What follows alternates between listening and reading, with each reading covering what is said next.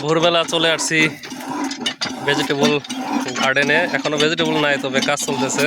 দেখেন পানি তোলা হচ্ছে, মানে এখান থেকে সেচ দেওয়া হবে।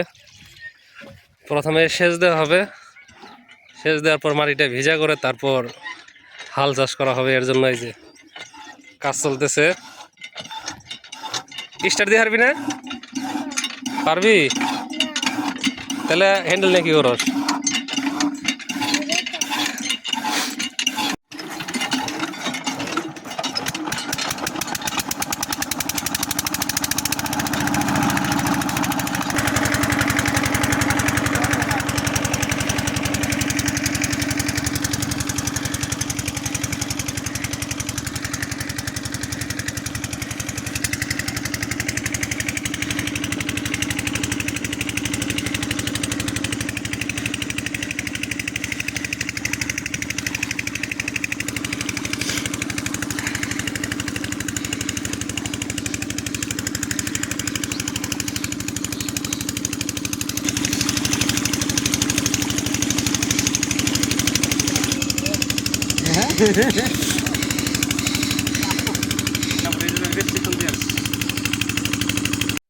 তো এই যে পানি দেওয়া হলো যেন মাটিটা ভিজা থাকে।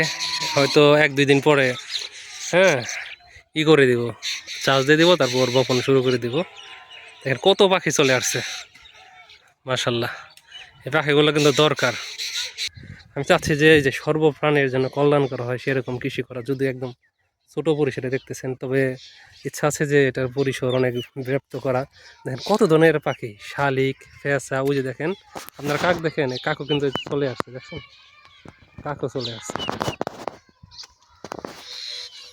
ওরা বিভিন্ন পোকা উঠবে, পানি করছে, এই পোকা কিন্তু খাবে ওরা, এখান থেকে উঠতেছে।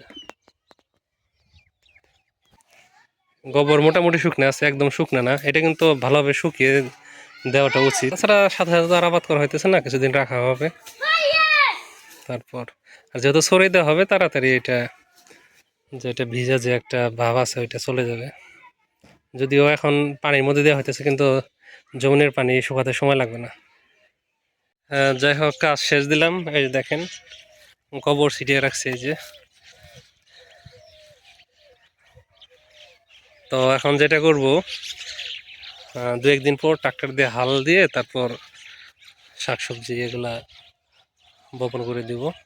আর কাজ যে করতে আসি, বিভিন্ন জন শুধু জিজ্ঞাসা করে কি করবি কি করবি। এর জন্য দেখেন যন্ত্রপাতি ব্যাগে ভরে নিয়ে আসে, তবুও মানুষ বলে যে কি করবি। মানে মানুষ বিশ্বাসই করতে চায় না যে আমি জায়গা জমি আবাদ করব। কারণ আমার সব জায়গা জমি হলো ইজারা অথবা বর্গা দেওয়া আছে।